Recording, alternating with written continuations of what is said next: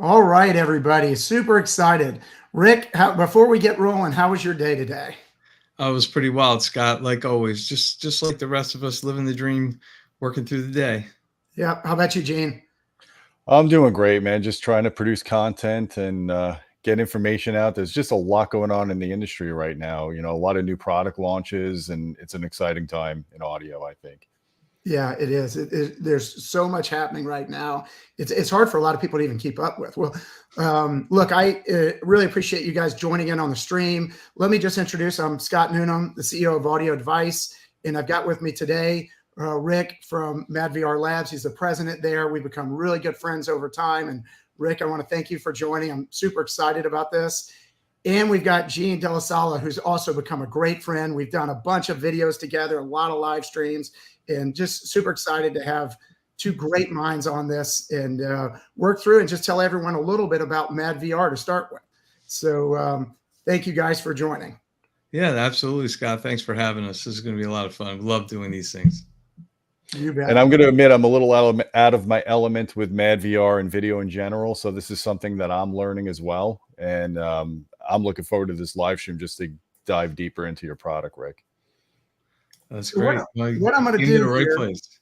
What I'm going to do is jump in, and we've just got a few slides that are going to allow us to work off of a concept to work everyone from what is a madVR to start with, and then work people into all the great details and functionality that it brings. And we'll just have some banter back and forth. If there's questions, we'll take them and just really have a great time with it. So let me just start by orienting people. What you see is the madVR box in front of you. And as you can see, it's won an enormous amount of awards. But the upshot is it's a video processor. And what that really means is you insert the madVR between your AVR, so your receiver or your surround sound processor, and your projector or television. So it literally inserts between. An HDMI cable comes from your AVR to the madVR, and then goes another HDMI cable out to your television or projector. And the entire concept of it is to make the picture way, way better than what a television or projector could do on its own, because it's got a lot of high performance hardware in it and a lot of high performance software. And in particular, this madVR's got an NVIDIA 4080 processor in it, which gives it unbelievable capability when combined with the software that the team at madVR has written. So let me just jump forward here and just show you what the back looks like. And I like to show people this because it's so simple. And actually, Rick and I went back and forth when this thing was actually in the design phases. And Rick, I remember you originally showing me the original designs of it, and then you shipped me a prototype box, and then another box, and another box, and you were getting feedback from the market. But the upshot is this thing has been incredibly well designed. Like if you take the top off and you look in it, you're just, oh my gosh. But it's simple. So what you see on the back here, when you receive a madVR, you'll see in the very middle is a green box over the LAN connection. So you literally just plug it into your network. If you're going to use a remote, there's a little dongle that goes over on the left there that plugs into the USB side. Otherwise, all you do is literally on the right side, you'll see there's an input for HDMI input. And then in the middle is an output. So you plug HDMI in and HDMI back out. And it's really just incredibly straightforward. Rick, I don't know if you got any more comments on it, but it's super, super simple for people. Yeah, it is. I mean, that was the whole idea, right? Going back 5-6 years ago when I first connected with my partner Matthias, who's my co-founder and the inventor of madVR. We really set out to with two underlying principles. One, to provide the most exceptional video quality and help everyone get the most out of their home theaters, because we were all really passionate about movies and home theater, geeks at heart, right? And the second thing was to make it just so simple and easy, not to have to worry about all the intricacies and just be able to push a button. And we said, hey, let's make a box that's got just one button, you press it, and then you're good to go. And, here we are 5-6 years later. Yeah. And one of the great things about it, as you know, like we've installed lots of these where we physically installed them and put them in, and we have to, install them as audio device. But we have people who have vacation homes, and they might literally have vacation home in Hawaii or Turks and Caicos, and we literally can ship them the box. They can plug this box in themselves really easily. And then we remotely team viewer into it and set it up with them and it's quite incredible. So you guys did a superb job with that. So the other thing it comes with is this remote, and it's a backlit remote. The remote's incredibly well thought out. You'll see the color buttons at the bottom. Those can be set up to do all sorts of different functionality. Now, I will tell you, the reality is 90% of people, once we have it set up, never touch a remote and they never do anything. It just works and it just does its job. So the 10%, they're basically video files that want to play with it and check it and everything else, love using the remote because you can change things, drop in and out, turn the madVR on and off, see it with and without, do A/B testing. But most people are going to just set it in and it works by itself. It also is fully integrated with all the automation systems. So for instance, a lot of times we'll put it in a Control4 system and we can give it sort of really neat automation that I'll talk about in a couple minutes. So Rick, why don't you just, that's the big picture of what this is all about. Why don't you start with what we call the hero features that everybody should know if you're even thinking about, using a madVR Envy? Yeah, thanks, Scott. So, there's this mnemonic that we came up with that you see at the bottom of the screen. Just remember Music HD. And even though the Envy has absolutely nothing to do with audio, it is a great way to remember the feature. So each letter, of course, then stands for something. Let's just kind of quickly go over what these are. So the M stands for Motion AI. Motion AI is the world's first AI-based motion interpolation in a video processor.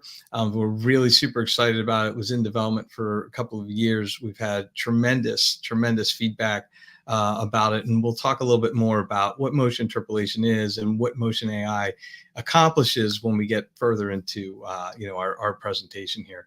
The U stands for upscaling. So the upscaling is really big and important, which still a lot of us are watching 1080p content. At least here in the US, all the broadcast TV is essentially in 1080p, whether you have like satellite or, just through cable TV. So that's really big. There's still quite a few shows that stream in 1080p. And of course, a lot of people still have their 1080p Blu-ray collections. So being able to upscale that to 4K, 5K, even 8K, if you have an 8K display, is something really unique and powerful about the Envy. Really brings out that extra level of detail and clarity in the image. The next thing is the S, that stands for subtitle management. We'll cover that as we go a little bit further, but it's essentially a way to manage subtitles when you have a scope screen or an extra wide screen. And subtitles, those of you familiar with this, wind up on the wall or on the ceiling. It's very distracting and frustrating, and we have a way to solve that. The I stands for incredible, nonlinear stretch, and it is pretty good. The I for incredible, we just needed something to tie into music, so it had to start with an I. But nonetheless, we think you guys will really like it. We'll talk about what that's all about, but essentially it allows you to remove the black bars and fit any aspect ratio content to any aspect ratio screen. So that's really big.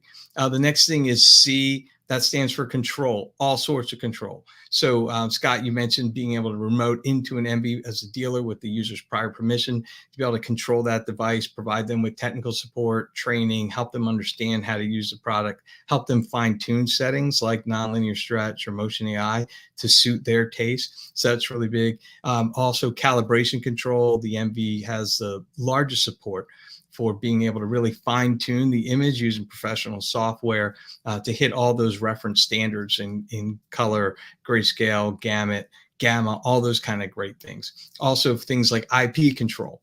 You mentioned, so being able to integrate with Crestron, Control4, Savant, RTI, these types of drivers to be able to do things like turn the Envy on and off, or have it controlled like your screen masking, or be able to automatically bring up presets or profiles. That's all big. Things like convergence control, geometry control, right? Fixing like a wonky corner, being able to straighten that up, or even mount the projector off axis if you need to. There's a number of things related to control, but we'll go into some of that a little bit later. Rick, I want to just pause real quickly on that one. Yeah.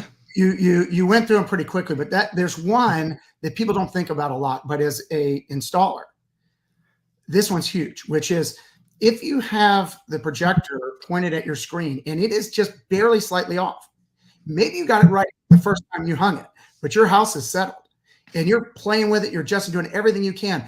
literally you can go into the madVR MV and make these little adjustments, and it perfectly fits the picture.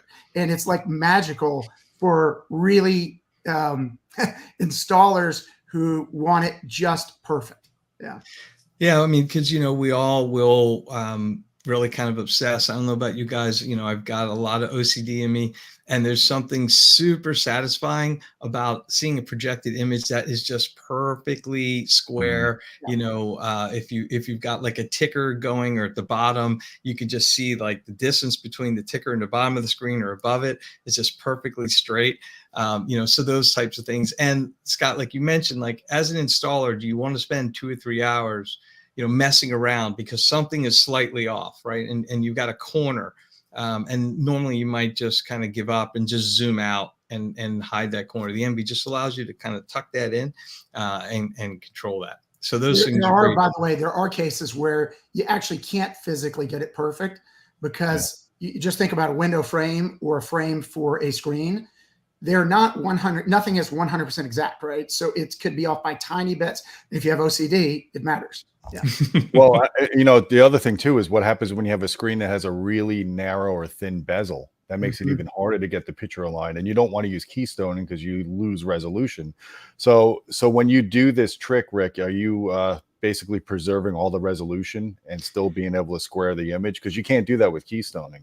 Exactly. I mean, we've all kind of, if you've been in the industry or been a videophile, for a good part, of your life, we've all heard like, hey, it's a giant no-no. They'll never use keystoning, right? So with the MV, we are able to manipulate the pixels in such a way that you lose no resolution. It creates no artifacts or no softening of the image. It's actually pretty fun when we do demos. Sometimes we purposely give a giant curve to the screen, and it actually makes it look like you're in a curved screen. If the lights are out and someone walked into the room, they would think, oh my goodness, you have a curved screen. They don't even realize it. So seeing that, how much you can move the geometry around and still have it just perfectly on the screen, it's really a cool thing to see. All right. So sorry to take you off track. I'll let you. Yeah, no. We're going to cover the next two pretty in depth. So I'll let you just highlight them real quick. Yeah. So what's only thing really left to talk about at this part is the HDR tone mapping. We'll go into that a little bit next because that's a very important topic and something that we're very well known for. And then, of course, the D that is finally part of Music HD is detecting aspect ratios instantly and being able to adjust them and fit them to your screen without having to deal with lens memory anymore, which for most people that have a scope screen, good riddance to lens memory. It's a happy day after that. All right. So what I want to do is orient you. You mentioned HDR and tone mapping. I want to just peel back for a second and just talk about what is HDR tone mapping? Like, what is it all about? And I'm going to do it at a high level that I think just make sure everyone is on the same page. And then I'm going to talk about this slide, which are pictures from an audio device install. So the reason you need tone mapping generically is that the movies are set up assuming 1,000 nits to 10,000 nits, which is the brightness that you're able to achieve. But a projector room, generally set up, is going to have around 100, maybe 105, maybe 110 nits. So there's a massive difference between the capabilities of what a projector can do on a screen today. And it's also true for a television as well. Televisions might be in the hundreds, but they're not at 10,000. And so you've got a movie that was designed with a certain amount of brightness capability, but you have a totally different brightness capability coming out of your system. So what tone mapping does is it adjusts for what you're capable of in your system. So that's why it does it. It's making an adjustment. And so you can imagine in the old days, there wasn't really any tone mapping going on, not really. And then over time, the projector manufacturers started to implement frame by frame tone mapping, and it would try to adjust and make the picture look better. And they did. However, when you have the processing power that you have in the madVR, suddenly you can do tone mapping to a whole different level that you could never get in a television or projector. And so what I want to show you here, the pictures on the left were taken from a high-end projector that everybody on this live stream would know exactly this, makes this projector. It's a great projector. And we took them at an install, and the projector was all set up correctly. And this is, Harry Potter movie. We then used the Envy and took the pictures of the same frames with the Envy put in the stream and set up. And I'm just going to give you the high level because everyone, sometimes you can't totally see it through YouTube, but it was taken with a very high-end, high-res camera. And hopefully what you can see, I'd like to point out usually a couple of different spots in here. The one that hits me the most, if you are watching this in real time, on the top left image, there are ghosts to the left and to the right of Harry Potter. And if you were watching it right now on your screen, you actually would never see them. So in other words, if we play the clip and ask you, what did you see? No one ever sees the ghosts. They just go by because it's happening really quickly and it's totally saturated out. You'll see there's too much whiteness in there. And then if you look to this one on the top right, which is with the madVR Envy in line, all of a sudden the crispness that pops in and the ability to see, and you put people through the same demo and they 100% come out and go, oh, there's a female ghost here and there's a ghost on the right side. And you can also see it where his hands, you see the red coming out. On the left side, it's basically white. It's totally saturated out. You can't see anything.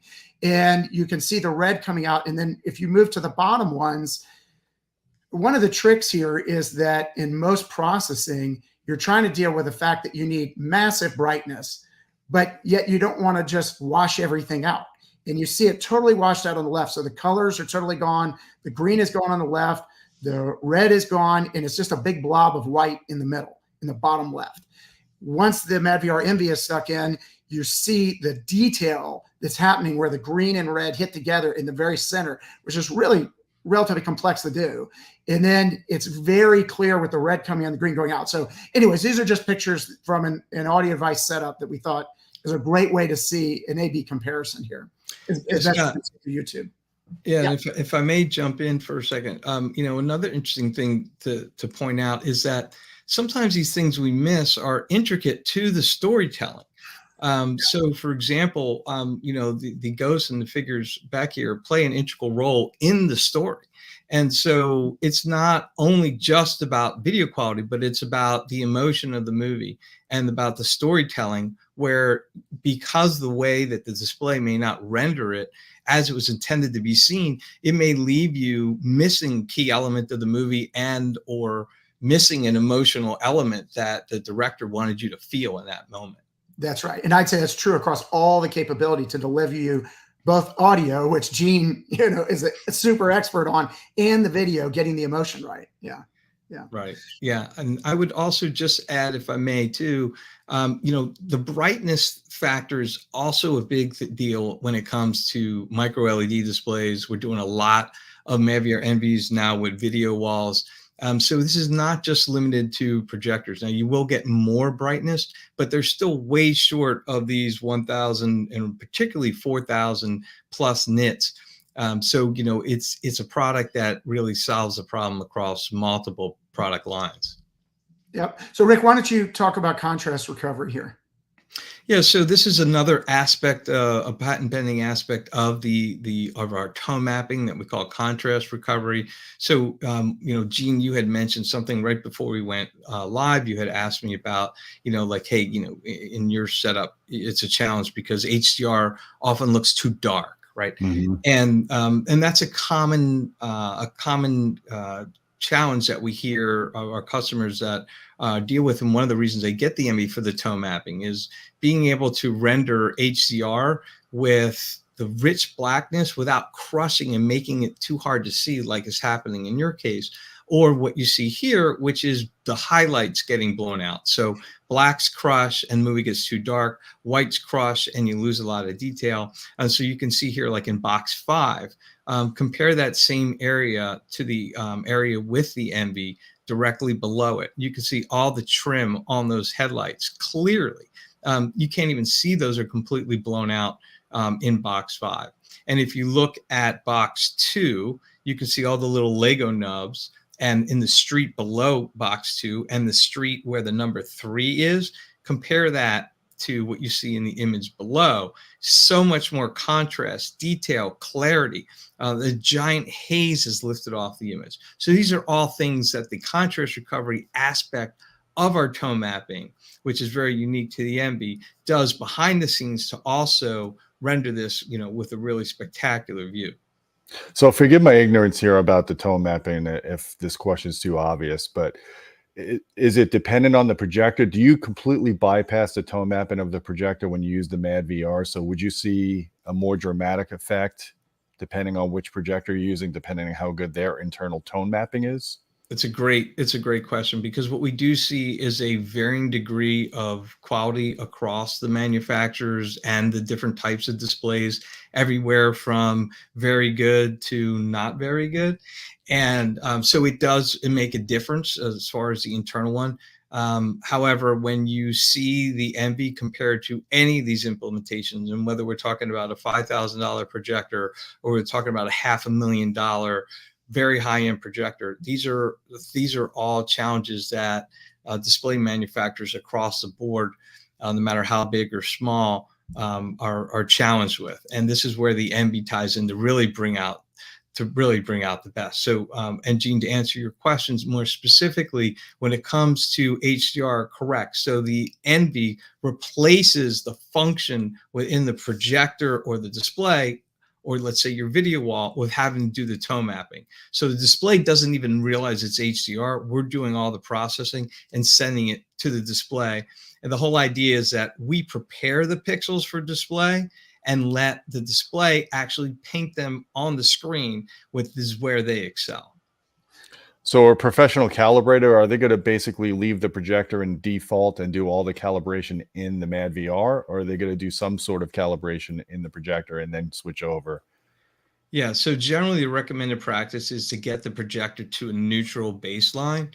So things like setting the overall brightness and contrast, picking the appropriate gamma, putting it in the appropriate color space. The idea is to get the display as close to neutral, what we call D65 in the video calibration world, as possible. Then once that is done, it's like your baseline, then the Envy will take care of all the calibration along with the calibrator, as far as being able to get a perfect grayscale, gamma, and the gamut, right? So it's really just a function of, you don't have to get it perfect or even necessarily good in the display. You could do it all in the Envy, but then you're really bending controls more than you really need to, right? So, it's sort of like if you were just looking at it on a number scale, if you were trying to get to 0 and without anything, the display was at a 5, right? You've got to get it all the way down to a 0 through our calibration, versus if the display was at a 5 and you could get it closer to a 2, then the Envy can do less work and bend the controls even less. By the way, just I'll mention before you go on to this slide, we have a handful of great questions that have come in, and there's one about which is, should I use 16:9 2.4?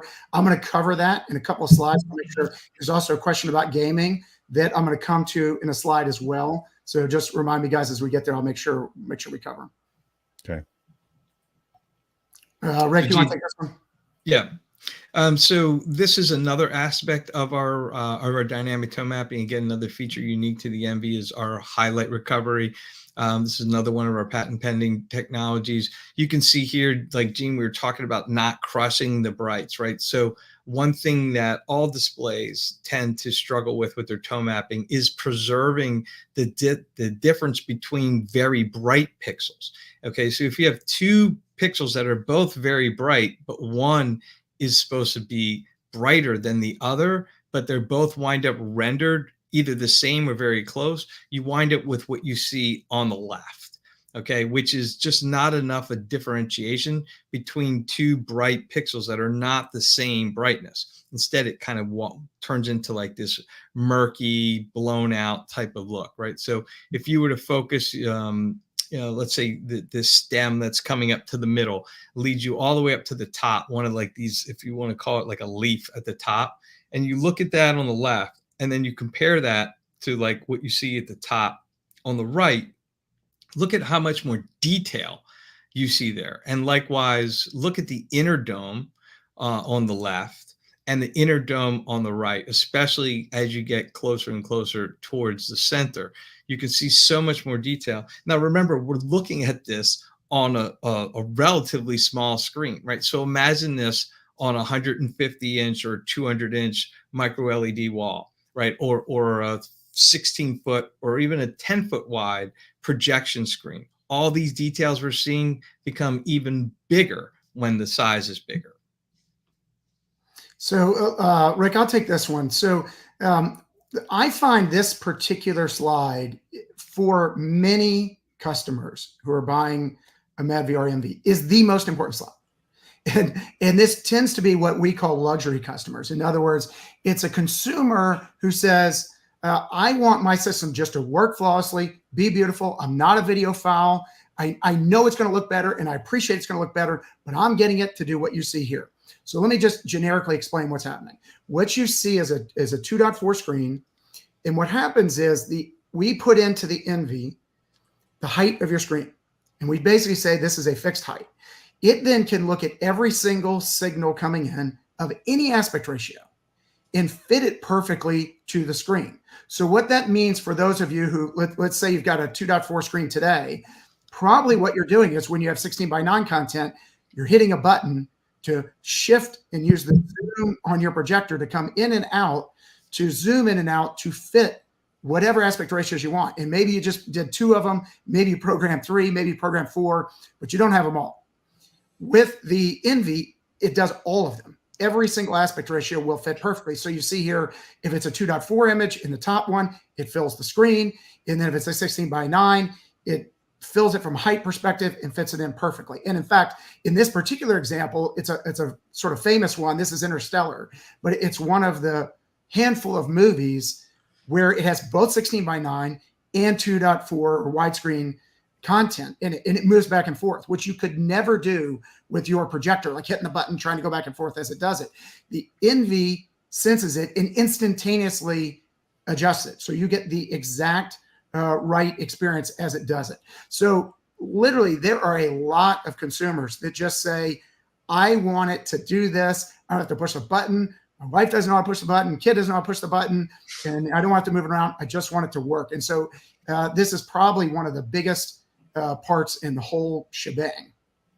Yeah, especially Scott, as it's going back and forth, right? Like, so whether the content is going back and forth in a movie like Interstellar, or whether it's because let's say you're at the Apple TV menu, which is at 16:9, right? And you pick your movie, and then it's a scope movie. And then you got to push the button, or your control system's got to change and watch the thing grow over the next 20, 30 seconds. And then you're like, oh, whoops, we've already seen this movie, right? So then you go back to the Apple TV menu and picking out something else. Now it's on the ceiling and on the floor. You got to push a button, bring it back down, rinse and repeat, right? So it gets to be a very frustrating experience. So having that react instantly and never having to deal with lens memory again is just something that our customers absolutely love. Does it reduce the lag time? Because on an Apple TV, when you go between menus and then hit a program, sometimes it takes like 15 seconds or so for a projector to lock in the image. Does this kind of resolve some of that?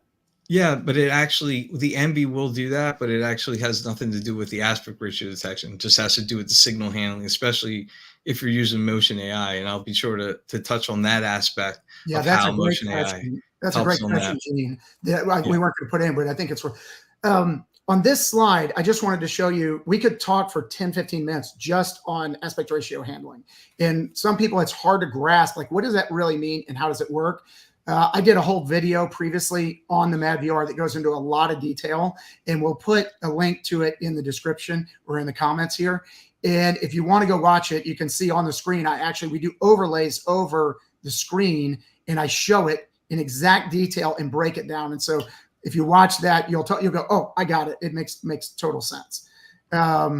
Anyways, this particular one, by the way, that you can see there is in 2.0, which is what often people call Netflix aspect ratio, because they produce a lot of their content in 2.0.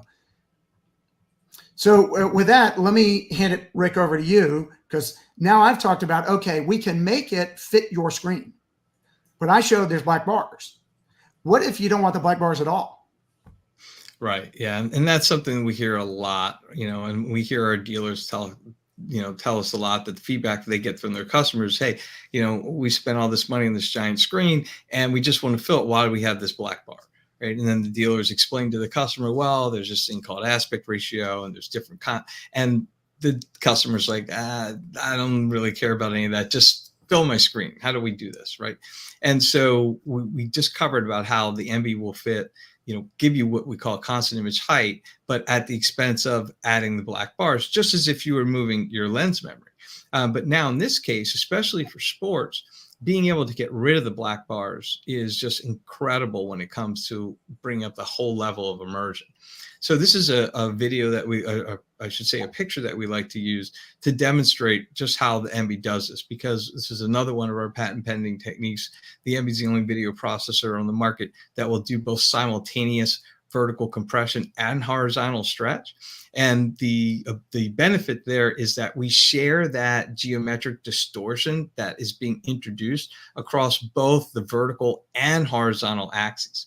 And so what does that really mean? At the end of the day, it means less distortion in nonlinear stretch. So we're all used to going back to before the MB, if you look at images or even the origins of nonlinear stretch, where things can look really wide. So we love this photo in particular because look at the player in the back left on the top with the black bars. Okay, so you can see we purposely picked somebody at the back of the edge because being nonlinear, the closer you get to the edge, the greater the amount of stretch. Now look at where this player is on the version on the bottom that the MB is doing nonlinear stretch. The proportions, everything looks perfectly normal, as does the rest of the field. Now, I also like to point out that you'll notice that we've removed some of the image below the score and a little bit of the area at the top where the crowd is. This is a personal preference. This is how we generally like to set them up and use them. However, we have some customers that say, hey, I want to preserve every pixel. I don't want to crop off anything. You could do that as well. It's just a simple function. So you could still do the full nonlinear stretch while retaining the ability to keep all of the image on the screen. Now, the one other thing that I would add here is it's really important to remember that some people like to watch in the original aspect ratio of the movies. And so, we believe that it's your theater, it's your money, it's your investment, it's your entertainment, and however you prefer to watch is how you should watch. And so the MB is a tool that you can use. There may be some content that you want to use nonlinear stretch for, like sports, and there may be other content like original movies where you want to watch the original aspect ratio. So you can easily control this using profiles on the MB so that no matter what your viewing preference is for that content, you can watch however you like. So most people, oh, I'm sorry. Most people consider the benefit of the nonlinear stretch for 2.4 screens, but what if you are setting up a 16:9 screen? Is there still a benefit for doing all these various stretching on 16:9? So that's a great question, and this is probably integrate into that question. Also, a question that came online about what would be the best. Badr Al Mansour says, if I'm building a new home theater, what is the best combination aspect ratio screen with the madVR for movies and TV shows and sports? And we're watching tons of shows through streaming, Netflix, Disney Plus, Amazon Prime. He sounds like basically all of us, right? We're consuming content from everywhere. And so, Gene, your question is like, most people think that this is all about 2.4. And my next slide, one of the things I was going to show here, we did a video on a theater that was done for the Poster King. And for those of you who don't know, Poster King is sort of a famous guy who's collected, like, I don't know, it's the most posters in the world, signed. They're the original posters by the artists from, the past 30 years. It's an incredible collection. But anyways, he built this theater and he wanted it to have the exact experience the way the content was originally created. However, that room was width constrained. And so if you look at this picture, you'll see the image there, it couldn't go any wider.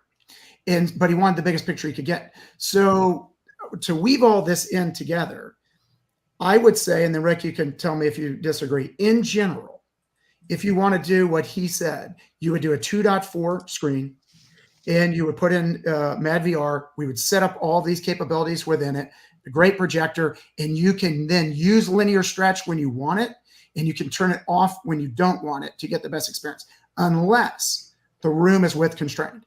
If the room is width constrained, then we'd rather go 16:9 because we can still get the same amount of 2.4, but pick up a bigger 16:9 and use all the pixels from the projector to get the best 16:9, which is what we did in the case that you see here in this video. Rick, would you generically agree with that? Yeah, no, that's Scott, it's perfectly on point and exactly what we recommend as well.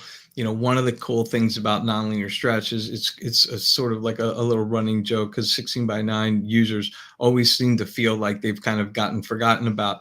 But we like to say, hey, 16:9 users are people too.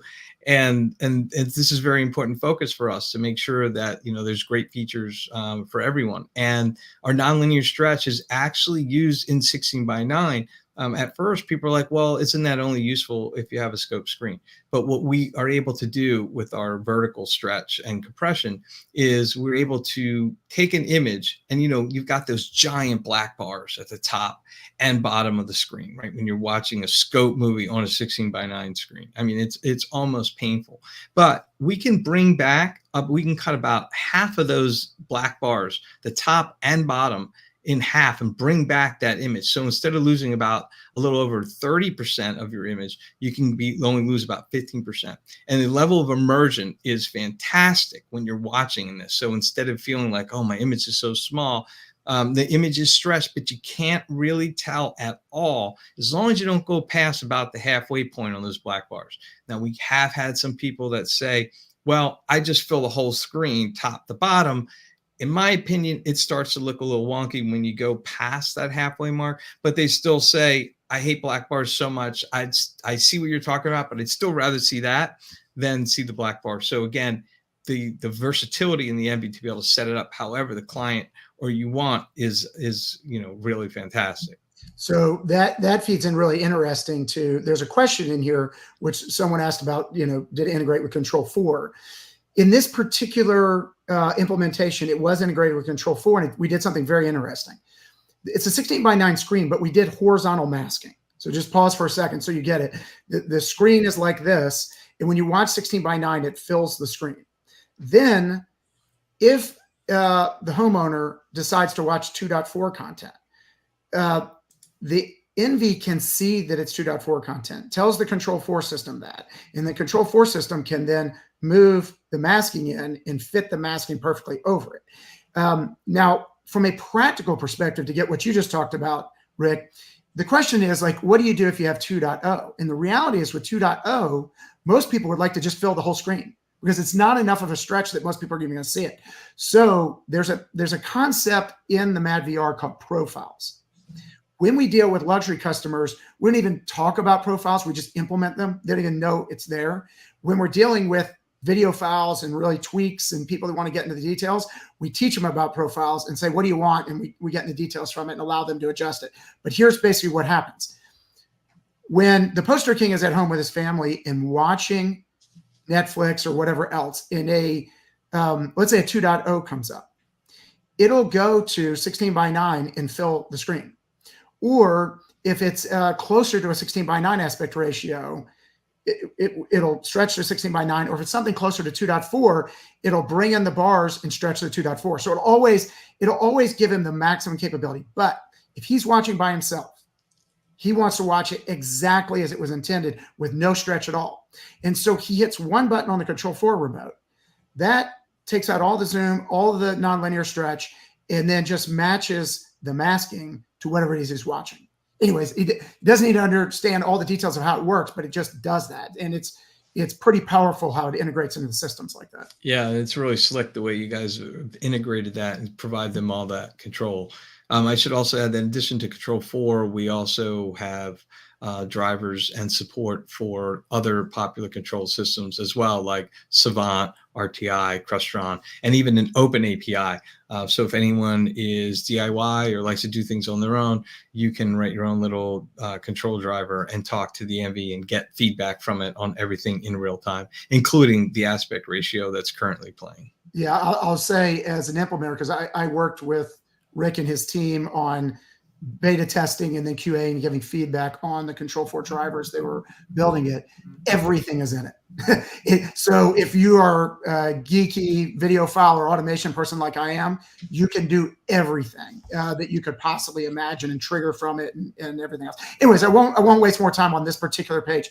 We will put, someone will put the link to this video in the comments if you just want to go see how that was implemented, what it did. This actually was AVS Forum's Theater of the Month last month. So it's a fun one to go watch, and you get to see this guy's collection and hear his story and that kind of stuff in the background. So with that, let me turn it over, Rick, and you talk a little bit about subtitles. Yeah, because it's an interesting tie-in, right? Because when we're talking about subtitles with scope movies on scope screens, generally this is what you're looking at right here, right? So remove the subtitle from your mind. What you see here, you've got this what we call window box with the image in the center. So if you have the projector zoom for 16:9 content and you show scope content, this is what it looks like, right?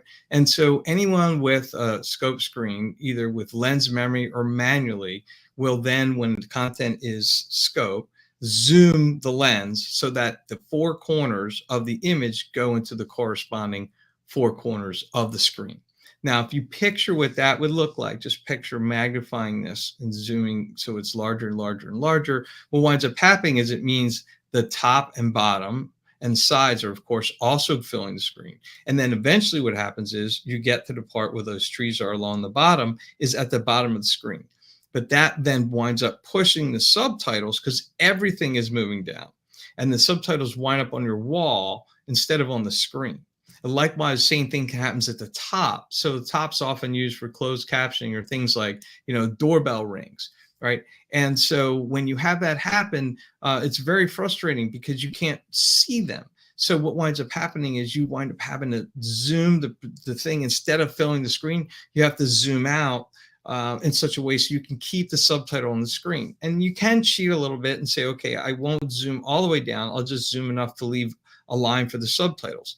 Then the problem is what happens when the second line of subtitles comes in the middle of the movie and you can't see that one. So then you have to change the zoom again, right? And eventually you wind up just kind of watching like a postage stamp instead of the movie. So with the Envy, we have subtitle management. This is completely dynamic. You get to watch the image like you see here, the movie, at full screen when there's no subtitles. And then when subtitles come, we bring back the black bar just enough height to fit the subtitles. So whether it's one line of subtitles, 2 lines of subtitles, 3 lines of subtitles, we provide the room for that. And the top and bottom were completely independent. So right now, if, knock at the door appeared at top and something else appeared under it, it would make room for those 2 lines at the top while it had the 1 line at the bottom. And then you also control what we call stickiness. That's how long you want the black bar to hang around. Some people like to put it on until the end of the movie. And so in that case, once we detect subtitles, we will hold that black bar there the rest of the time so the aspect is not changing. Or like in my personal favorite, I like to use the 5-second setting. Generally what we find is in a dialogue, by the time 2 people are done and the conversation ends, a 5-second gap is a lot. Usually it's funny, you don't really pay attention to these things until you look at finding the ideal settings. But in a conversation, usually within 1 or 2 seconds, the next line is spoken. So it's a good kind of setting. Now, one other interesting note here is, think about this for a second. We're shrinking the image to fit this black bar, but the shrinking would normally be proportional, which means that we should also pick up along the left and right some black bar. And normally you would, but we're actually layering on a little bit of our nonlinear stretch to take care of that extra bit of stretch so that we get rid of the black bars on the side, because unlike the black bars at the bottom, they're useless. Well, one interesting comment on this as well. My wife and I were watching a Netflix show called The Brothers' Son, which is a new Netflix show that's out. And it starts in Taiwan. And this, anyways, I won't go into too much detail other than to say they're using subtitles for the part that's spoken in Mandarin. And so that happens throughout the movie. This is happening in more and more movies as the movie studios and the studios that work with Netflix, et cetera, are trying to reach an international audience. And so you're seeing a lot of things that are done with multiple languages, and that's used throughout the entire episodes. If you haven't seen it, by the way, The Brothers' Sons are really fun. If you like action-oriented and a cool little story, it's a fun one to go watch. But this is a perfect example that if you have a 2.4 screen and you're not using an Envy, it's going to drive you nuts when it pops up pops it up, and you'll probably have to put it on 16:9 and watch it smaller than you would normally do. Motion AI. Rick, why don't you walk us through this? This is sort of your baby. You've been so excited from the first time you mentioned it to me. Yeah, this is been in the works. This was actually something that we wanted to do. My partner Matthias and I, we've been talking about it for 5-6 years, and it took quite a while to develop it.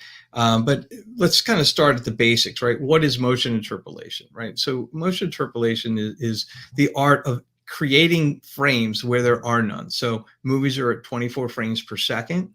And what happens is that winds up creating a lot of judder and motion blur, right? So the way that these displays work, I won't go into it. There's a great white paper on our website. If you go to madvrnv.com and you search for white paper, you'll find it. But it talks about how the inherent modern day displays, whether it's LCD, LCOS, OLED, whatever it is, they operate on a principle called sample and hold, which basically means that the image is flashed on the screen and held, and then 1/24th of a second, the next image just instantly appears. So if something is here, it then just instantly appears here. And although there's no blur on the screen, the way our vision works, we perceive, because our eyes can't deal with the fact that something just essentially just teleported from here to here. And so our eyes create this blur, and it creates a motion blur. And so the whole idea behind motion interpolation is that it was invented. We didn't invent it. We're just trying to be the first to perfect it. But it's designed to try to counteract the motion blur and judder. And judder is, during a pan, you'll see things moving like this. And so those, when you talk about motion interpolation, is generally a dirty word, right? A lot of people say, oh, you mean that thing we all turn off on our TV, the first time that we get it. And the reason for that is just the implementations today have had a couple of different flaws. And Scott, if you go to the next thing, we'll kind of look at why people turn off motion interpolation that's been done in the past. The top images here, you'll see, the guy's head is gone on the motion interpolation on the top left on the bike, on the right side of that image compared to on the left side. So you'll actually see pieces of images missing or gone. In this case, the next image to the right, this lady's leg is in 2 pieces. Next to that, this guy's head, as he's moving across the blinds, has this halos. In the next bottom image, you can see these are supposed to be straight lines, right? And look what's happening to them. Or the lady on the bottom right, you can see the outline of her face and this shadow or halo. So whether it's judder, blurring, tearing, these are all things that traditional motion interpolation introduce, right? So they're trying to solve this issue with exaggerated motion blur and judder, but they're creating these artifacts that are distracting. And that just leads people to say, you know what, I'd rather deal with the blur and judder than to see broken parts of an image or these types of things. And the other thing too. Oh, go ahead. I'm sorry. Okay, I'll just finish this thought, Gene, and then I'll open it back up to you. The other big thing too is that the soap opera effect. The soap opera effect, for people don't know, this is pretty popular in the industry. You'll hear people talk about this, but this is when the image in the movie starts to lose that cinematic look, and it looks more like a soap opera. A good way to describe it is it looks like you're on the set of a movie watching them film it rather than watching it through the camera. You know what I mean? And so traditionally, this has been a big issue because it ruins the look of the movie for many people. Now, some people like that ultra realistic, strong look, but if you want to keep that original cinematic look, you normally only get choices like off, low, and high, right? So like imagine a shower where you could only pick, cold, warm, or scorching hot, right? Like that wouldn't suit you, right? So why should we have to watch motion interpolation at these kind of set things that don't fit our personal preference? So what we set out to do is use AI for the first time in a dedicated video processor to deliver motion interpolation that gave you very fine level of control, right? So you can make it so we have a low, very, very low mode called cinematic. You can't even tell it's on no matter how sensitive you are to motion interpolation. And it just provides a little bit of control and counteracts the motion and hold effect on displays. And then likewise, you could go all the way up to really high, which is we actually have a mode. Not only have a mode called Insane, we now have a mode called Insane Plus. And so for those that like it really strong, it really depends. For example, I'm watching Last of Us this time with my wife. I absolutely loved it the first time around. I usually don't watch things twice. I watched this particular series with it on Insane or Insane Plus because it's just really like intense. And of course, for those of you familiar with the premise of this show, it was actually created, the story first existed as a video game. So it kind of feels like it fits the character of the show. So Rick, like you and I are guys talking about that, constantly adjusting it. Most people just set it and forget it, but we were playing with it. Gene, what were you gonna say? Yeah, I just have two quick questions because I know we're short on time. The slide before, it was funny that you had a picture of Tom Cruise because he was one of the vocal celebrities that spoke out about motion interpolation, and he wanted a filmmaker mode. So I'm kind of curious as to how the industry, the professional industry, sees what you're doing versus a filmmaker mode, because what you're doing is actually something more beneficial and not so gimmicky. So I'm just wondering how that works in like the professional industry. Are they accepting something like this as opposed to just having a pure filmmaker mode? And then the other question I had that maybe Scott could get into in another slide is, how does this affect people with gaming with lag from all the processing? Like what are the solutions for that? What's the workaround for that? Right. Rick, why don't you take the first one? I'll take the second one. Yeah, that sounds good. So Gene, the timing of your question is perfect. And I don't mean within the scope of this podcast. I mean in terms of what's going on in the industry right now. So first of all, when you talk about Hollywood or anyone in general basically recommending to turn off motion interpolation, what do you remember when we first started talking about this slide? It was the first thing I said, that, it's the thing that everybody says, turn off, we don't like it. Some people love it and use it because like we talked about, it's all about personal preference and what you want, how you want to see things in your theater. But of course, they're recommending to turn it off and not use it because traditionally, these are the problems, right? What you see in front of you, right? I wouldn't want my movie watched if I knew that it was going to be creating all these distracting artifacts, right? Or if it was going to lose a cinematic look, right? But if you could watch with motion AI and motion interpolation in such a way where it keeps that cinematic look of the movie and it doesn't create all these types of distracting artifacts, then we're talking about entirely different experience. Now, before I hand it back to you, Scott, there's another interesting thing when I'm talking about the timing of your question, Gene. So Disney had just announced, I think within the last month or so, that they are going to be starting to release some films at 48 frames per second, which is a big change for the industry. There has been talk in the past, The Hobbit, and I think one of the Lord of the Rings or something else. And James Cameron has done some stuff at 48 with Avatar. And so we're starting to see momentum pick up in the industry from players like Disney that see the benefits of being able to counteract this motion blur. And they're looking at ways to smartly fix this issue and improve the image while retaining the cinematic look. And so what's really interesting is what they're pushing for and what they're doing and baking in the films, making them like this. The motion AI can do that to any film without them having to be remade or reproduced. Of course, you have to have an envy to use it. So that's the key difference. So on the gaming side, that's a fabulous question. We're based in Raleigh, North Carolina. And so many of our local customers are engineers at Epic Games. So they make Fortnite and they make the Unreal Engine that's used by many of the gaming companies. And they care about every millisecond, particularly like in a first-person shooter game.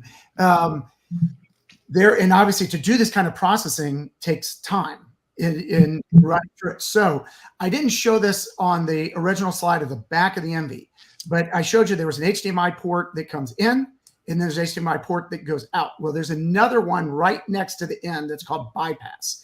And so actually in the video that I showed you from the Poster King, and actually I do it in my own house with a gaming console, I put a separate HDMI cable from the bypass to the projector. And then in my case, I have it controlled through Control 4. So I hit a button and it will swap and go to the console and run it through the bypass, which eliminates any motion and, you know, doesn't use up the processing power there. So it's a really terrific question on it. Okay, so this, a lot of people, someone asked a question about, like, you know, this is a luxury item. It's an unbelievable item. Everyone basically agrees is, can I afford it? And Rick, maybe you can talk about a little bit about the AudioVice program that you guys have done with us. Yeah, so it's a great question. And I see Drake had even asked earlier, you know, whether AudioVice has any of the Mark 1s available, and your timing is perfect because that's what we're going to be talking about right here. So the Envy, we released the Mark II in April of last year. And our customers that had, you know, one of the things that the Envy Extreme, it is paid upgradable. So we have many customers that have said, hey, I want to upgrade. I've enjoyed my Mark 1. I want to upgrade now to the next experience on the Mark 2. And so these units get traded back in. They come back to AudioVice. They get tested. They get, you know, brand new Mark 1 remote, new packaging. AudioVice checks them out. It comes with a brand new 2-year warranty on parts and labor. And the Envy Mark 1 still supports everything that we talked about here today. So it's still very capable. You know, there are some bells and whistles on the Mark II, but again, you know, you can get just a tremendous amount of value out of the Mark 1, and AudioVice has been a fantastic partner. And we work with them because this is exactly what happens. Our customers trade their Mark II in, or the Mark 1 in for Mark II. And so the important thing is, if you get a pre-owned Envy through AudioVice, you know where it's coming from, right? Our customers they take good care of their equipment. They are videophiles, just like those looking to pick up something, a more affordable option. And so it really is a great way to get into the Envy without really. We actually, as you mentioned, we run it through its paces. So we receive it. We then run full testing on it, put it in brand new packaging, put in the brand new remote, and then we'll either install it in someone or ship it to them and work with them and remotely set up. So this is a cool part. To be honest, so there's not many of these left. These will be supply constrained because most people that really are into this upgrade, these come out, and then once it gets sold, it's done. But there are some left, and we'll put a link in the comments if you want to go look at the page. That we have a page actually that compares all the different options you could do, just for people to educate on Envies, and also you can look at these. So with that, and this is our last slide, we're trying to hold it 1 hour, and we are right on. If you want to see a madVR in action, they will be at AudioVice Live, which is a show that we run in Raleigh that is massive. It's the largest home theater show in the United States of America. So you'll come in. Every major brand in the country will be there with their speakers and home theater setups. And we literally build Atmos-based systems into the hotel. It's pretty cool. It's the second largest audio show. So if you're into audio, you're into home theater, it's a great time to come to Raleigh and just enjoy experience. A lot of the people that you know from the industry, you see them on YouTube or you talk to us or whatever. It's a chance to meet people, see them in person, great panels, but you can come see the madVR Envy. If you don't want to wait till August and set up a little fun trip, actually next weekend, so on Friday night, which is March 8th, we're unveiling a whole new theater in our Charlotte store that'll have the madVR, Kaleidoscape, everything you could possibly imagine, Revelation chairs. You'll be able to see everything there. madVR will be there. Kaleidoscape will be there, as will the other vendors that participate in it. And on Saturday, the 9th, we're doing the same thing in Raleigh. And if you want to see, we didn't talk about Panamorphs in here, but a Panamorph can be a perfect combination with a madVR. And we show that in the Raleigh showroom as well. So anyways, with that, we wanted to end at 1 hour. We are at 59 minutes and 29 seconds. Rick and Gene, thank you so much for joining. It's a lot of fun. You guys are both, it's just fun to work with you guys on the business standpoint in an industry that we all love, but also just to be friends with you all. And I just appreciate you all taking the time. Absolutely, Scott. Thanks so much for having us. This is always a lot of fun. It's a pleasure to work with Audio Advice. Thank you. Yeah, thanks for the education, Rick. I learned a lot about this product just talking to you about it here, so it's awesome. My pleasure. Have a All good right, one, everyone. thanks, guys. Appreciate it. We'll sign off. Bye-bye. Okay.